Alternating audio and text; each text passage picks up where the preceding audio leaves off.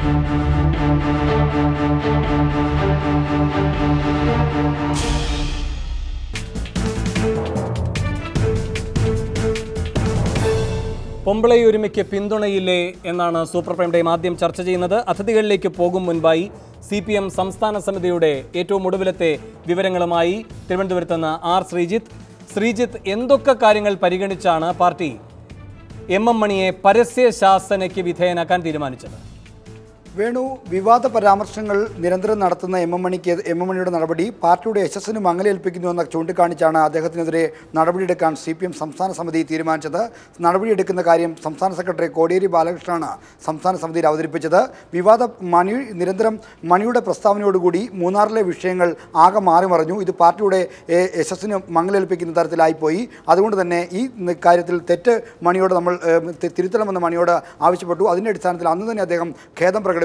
പിന്നീട് നിയമസഭയ്ക്കിലും പുറത്തുമൊക്കെ തന്നെ അദ്ദേഹം ഖേദം പ്രകടിപ്പിച്ചു. ഇപ്പോൾ സംസ്ഥാന സെക്രട്ടറിയിൽ നടന്ന ചർച്ചയിലും മണി ഖേദം പ്രകടിപ്പിച്ചിട്ടുണ്ട്. ഇതിൻ്റെ അടിസ്ഥാനത്തിൽ അദ്ദേഹത്തെ പരസ്യമായി ശാസിക്കാൻ സംസ്ഥാന സെക്രട്ടേറിയറ്റ് നിർദ്ദേശിക്കുന്നുവെന്നായിരുന്നു കോടിയേരി ബാലകൃഷ്ണൻ ചൂണ്ടിക്കാണിച്ചത്. ഈ കാര്യത്തിൽ എന്തെങ്കിലും പറയാനുണ്ടോ എന്ന് ചോദിച്ചപ്പോൾ കാര്യമായൊരു ചർച്ച നടന്നില്ല. കെ ചന്ദ്രപിള്ളയാണ് ഈ സംഭവത്തിൽ സംസാരിച്ച പ്രധാനപ്പെട്ടയാൾ. ഈ നടപടി കുറച്ചുകൂടി ഗൗരവതരമായി ഈ വിഷയത്തെ കാണണമെന്നാണ് കെ ചന്ദ്രപിള്ള യോഗത്തിൽ ആവശ്യപ്പെട്ടത്. അല്ലാതെ കാര്യമായ പ്രതികരണങ്ങൾ ഒന്നും തന്നെ ഉണ്ടായില്ല. ഏകണ്ഠമായി ഈ തീരുമാനം സംസ്ഥാന സമിതി കൈക്കൊള്ളുകയായിരുന്നു. ആർ ശ്രീജിത്താണ് തിരുവനന്തപുരത്ത് നിന്ന് വിവരങ്ങൾ നൽകിയത്. ശ്രീ എസ് രാജേന്ദ്രൻ, പാർട്ടിയുടെ യശസ്സിന് പോറലേൽപ്പിക്കുന്ന തരത്തിലുള്ള പൊതുപരാമർശങ്ങൾ നടത്തി, അതുകൊണ്ട് MM മണിയെ പരസ്യശാസനയ്ക്ക് CPM വിധേയനാക്കിയിരിക്കുന്നു. ഇന്നലെ മുഖ്യമന്ത്രി പറഞ്ഞത് നാടിൻ്റെ ശൈലിയെന്നാണ്. ഇന്ന് മുഖ്യമന്ത്രി പറഞ്ഞത് മാധ്യമങ്ങൾ ഇത് വക്രീകരിച്ചു കൊടുത്ത ഒരു തെറ്റിദ്ധാരണ ഉണ്ടാക്കിയ വിവാദം എന്നാണ്. പക്ഷേ പാർട്ടി അങ്ങനെയല്ലല്ലോ ഈ വിഷയത്തെ കാണുന്നത്. അതുകൊണ്ട് മുഖ്യമന്ത്രി പറഞ്ഞതാണോ ശരി, പാർട്ടി പറഞ്ഞതാണോ ശരി?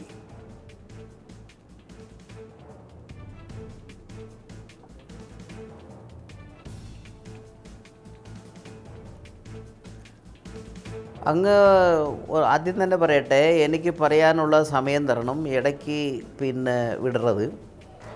ഇക്കാര്യത്തിൽ മുഖ്യമന്ത്രി അതുപോലെ പാർട്ടി സെക്രട്ടറി രണ്ടുപേരും പറഞ്ഞതിൻ്റെ പൊരുൾ ഒന്നാണ്. വളരെ കൃത്യമായി പറഞ്ഞു, സ്ത്രീകളെ അപമാനിക്കുന്ന വാചകങ്ങളൊന്നുമില്ല. പൊമ്പള ഉരിമൈ സമരത്തിലും പത്രപ്രവർത്തകരുടെ പ്രവർത്തനവും അവരുടെ പങ്കും ഇതായിരുന്നു എന്ന് ചൂണ്ടിക്കാണിച്ചതാണ്.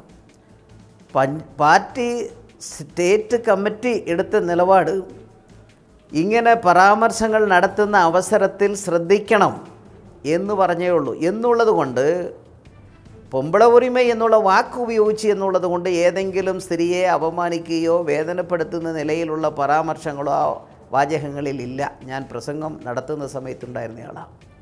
അദ്ദേഹം അതിന് മുമ്പ് പറഞ്ഞു ശ്രേയസ് കുമാറും ഉദ്യോഗസ്ഥരും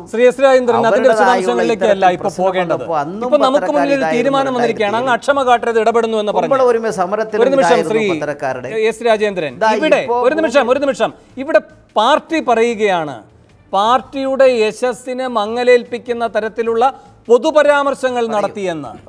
പക്ഷെ മുഖ്യമന്ത്രി 2 ദിവസമായി അങ്ങനെ എന്തെങ്കിലും ഒരു യശസ്സിന് പോറലേൽക്കുന്ന നടപടി സർക്കാരിന് മണിയായി ഉണ്ടാക്കി എന്ന് ഇതുവരെ പറഞ്ഞിട്ടില്ല. അപ്പോൾ രണ്ടും 2 വഴിക്കാണ് പോകുന്നത്.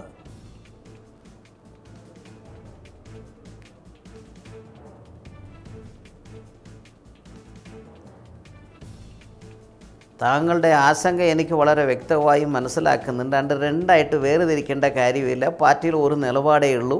മുഖ്യമന്ത്രി എന്നുള്ള നിലയ്ക്ക് അദ്ദേഹം പറയേണ്ട കാര്യം വളരെ വ്യക്തമായി പറഞ്ഞു. ഒരു സ്ത്രീയും അപമാനിച്ചിട്ടുള്ള വാചകങ്ങളോ വാക്കുകളോ മറ്റു ഒന്നും ഉപയോഗപ്പെടുത്തിയിട്ടില്ല.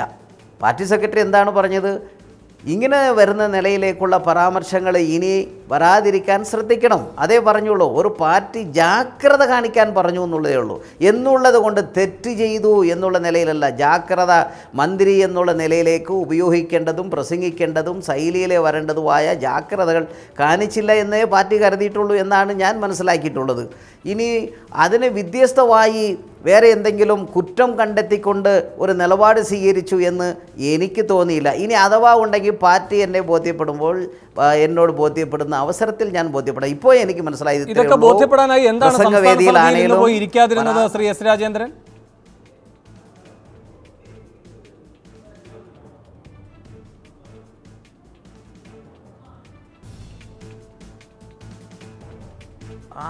ഞാൻ സംസ്ഥാന സമിതിയിലേക്ക് പോകേണ്ടതില്ലല്ലോ.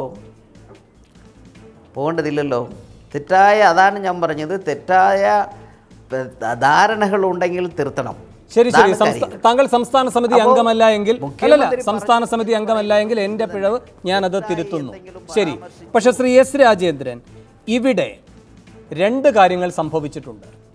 താങ്കൾ ഇനി എത്ര ചുരുക്കി അതിനെ പറയാനാണ് ആഗ്രഹിക്കുന്നതെങ്കിലും, ജാഗ്രത കുറവെന്നൊക്കെ പറഞ്ഞ് അതിനെ ചുരുക്കാനാണ് ആഗ്രഹിക്കുന്നതെങ്കിലും അങ്ങനെയല്ല. അങ്ങനെ താങ്കൾ പറയുന്ന അത്രയും ചെറിയൊരു കാര്യമാണ് എങ്കിൽ പാർട്ടിക്ക് താക്കീത് നൽകാവുന്നതാണ്. താങ്കൾ പറയുന്നത് പോലെ ചെറുതായി കാണുന്നൊരു കാര്യമാണെങ്കിൽ പാർട്ടിക്ക് ശാസിക്കാവുന്നതാണ്. ഇതിപ്പോൾ മൂന്നാമത്തെ തട്ടിലുള്ള അച്ചടക്ക നടപടിയാണ് എടുത്തിരിക്കുന്നത്, പരസ്യശാസനയാണ്. അപ്പോൾ തീരെ അങ്ങ് ഗൗരവം കുറച്ച് കാണരുത്, അങ്ങ് അംഗമല്ലെങ്കിൽ പോലും സംസ്ഥാന സമിതിയുടെ ഈ തീരുമാനത്തെ. എന്ന് മാത്രമല്ല, പാർട്ടി പറയുകയാണ് പാർട്ടിയുടെ യശസ്സിന് പോറലേറ്റിരിക്കുന്നുവെന്ന്. പാർട്ടിയുടെ യശസ്സിന് പോറലേറ്റിരിക്കുന്നു, സർക്കാരിൻ്റെ യശസ്സിന് പോറലേൽക്കാതിരിക്കുമോ ശ്രീ എസ് രാജേന്ദ്രൻ?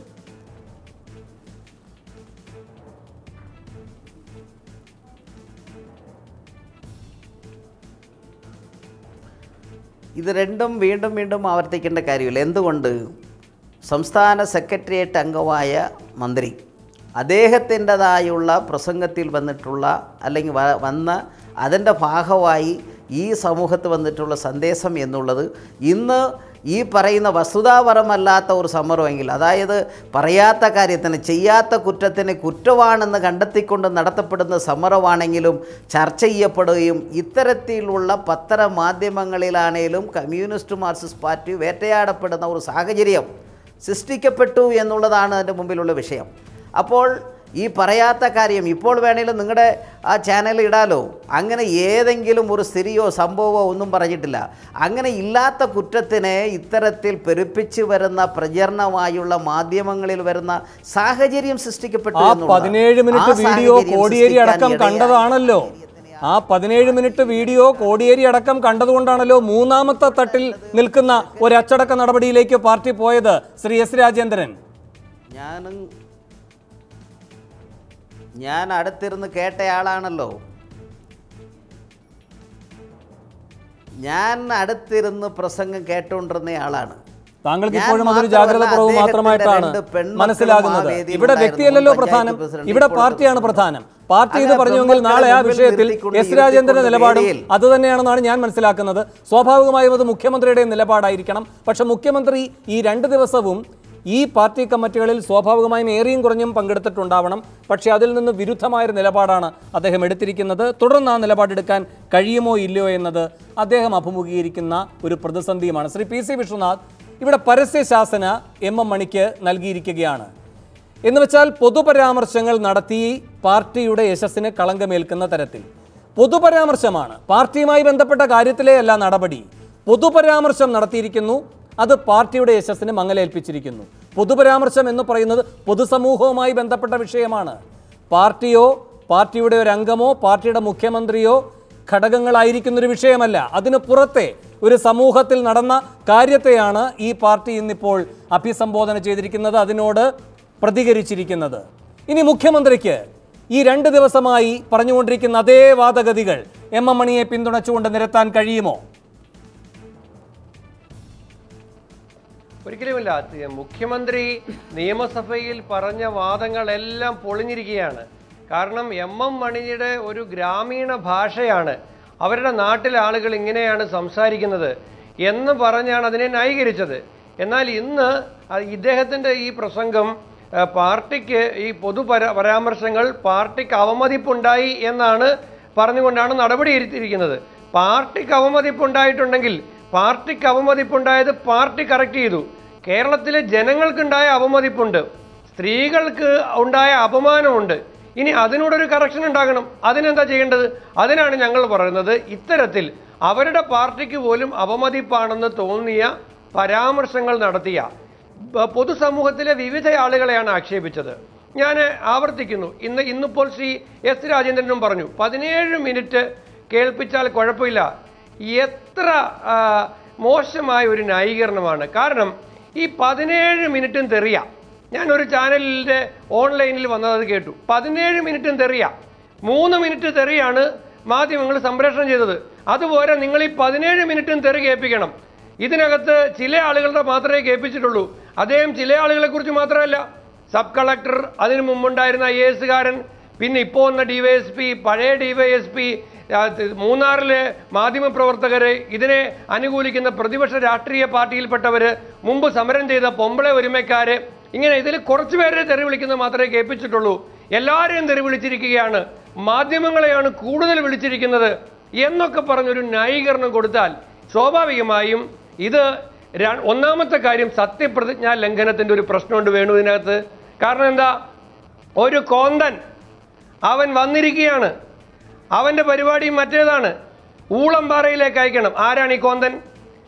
നീതിന്യായ സംവിധാനത്തിനകത്ത് നിന്നുകൊണ്ട് നിയമം നടപ്പിലാക്കുന്ന, ഗവൺമെന്റിന്റെ റൂൾ ഓഫ് ബിസിനസിനകത്ത് നിന്ന് പ്രവർത്തിക്കുന്ന ഒരു സർക്കാർ ഉദ്യോഗസ്ഥനെ ഭീഷണിപ്പെടുത്തുക എന്ന് പറഞ്ഞാൽ അത് സത്യപ്രതിജ്ഞാ ലംഘനമാണ്.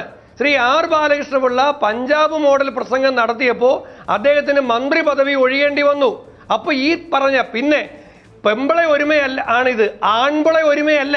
അപ്പോൾ അവരുടെ പേര് പറഞ്ഞ് അധിക്ഷേപിക്കുമ്പോൾ അത് സ്ത്രീകളെയാണ് അധിക്ഷേപിക്കുന്നത്. എന്താ കുഴപ്പം? അതിനെന്ത് ന്യായീകരണമുള്ളത്? അതുകൊണ്ട് 17 മിനിറ്റ് ഞങ്ങൾക്ക് മനസ്സില്ല കേൾക്കാൻ.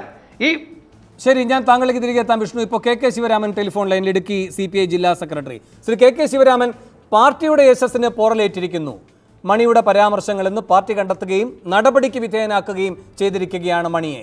പാർട്ടിക്ക് മാത്രം പോറലേൽക്കുന്ന നടപടിയാണോ മണിയുടെ ഭാഗത്ത് നിന്നുണ്ടായത്? അല്ല, തീർച്ചയായും സംസ്ഥാന മന്ത്രിസഭയിൽ ഒരു അംഗം എന്ന നിലയിൽ അദ്ദേഹം നടത്താൻ പാടില്ലാത്ത ഒരു പ്രസ്താവനയാണ് നടത്തിയത്. ആ പ്രസ്താവന നടത്തിയപ്പോൾ അതിൽ പോറെ അല്ലെങ്കിൽ മങ്ങലുണ്ടായത് പാർട്ടിക്കുള്ളതുപോലെ തന്നെ അത് ഗവൺമെന്റിനെ ബാധിച്ചിട്ടുണ്ട്, ഗവൺമെന്റിന്റെ പ്രതിച്ഛായയെ ബാധിച്ചിട്ടുണ്ട്.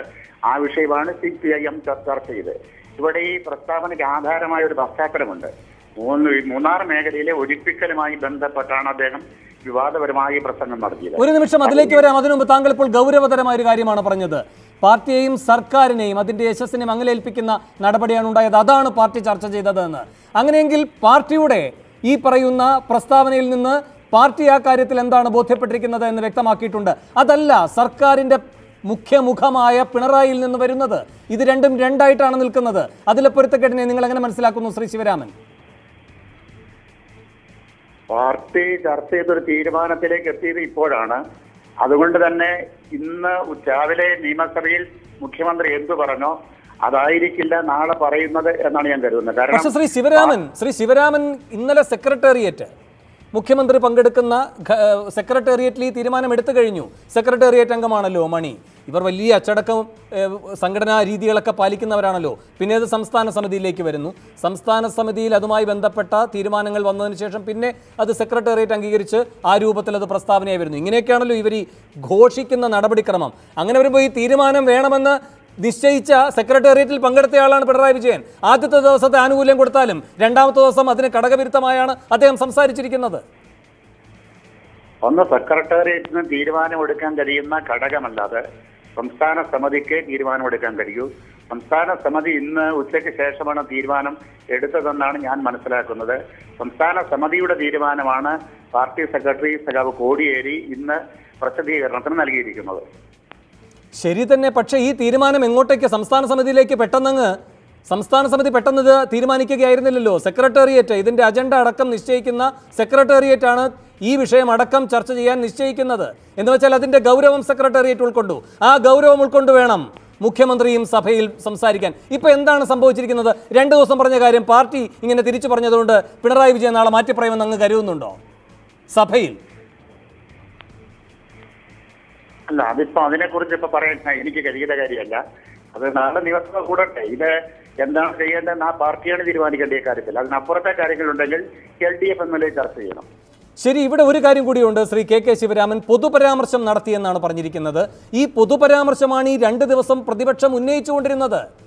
കുറഞ്ഞപക്ഷം പൊതുപരാമർശം എന്നതാണ് പാർട്ടി ഗൗരവത്തോടെ ചർച്ച ചെയ്യുന്നത് എന്ന കാര്യമെങ്കിലും പിണറായി വിജയൻ അറിയണമല്ലോ. ആ ഗൗരവം ഉൾക്കൊണ്ടുകൊണ്ടായിരുന്നു ആദ്യത്തെ ദിവസത്തെയും രണ്ടാമത്തെ ദിവസത്തെയും അദ്ദേഹത്തിൻ്റെ പ്രതികരണ രീതി.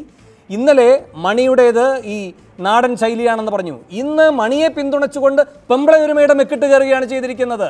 എന്ന് വെച്ചാൽ 2 രൂപത്തിൽ ഇവർ ഈ വിഷയത്തെ സമീപിക്കുന്നെങ്കിലും രണ്ടു പേരും പുലർത്തുന്ന സ്വഭാവം ഒന്ന് തന്നെയാണ്. അതുകൊണ്ട് മണിക്കടി കിട്ടുന്നെങ്കിൽ ഒരടി പ്രതീകാത്മകമായ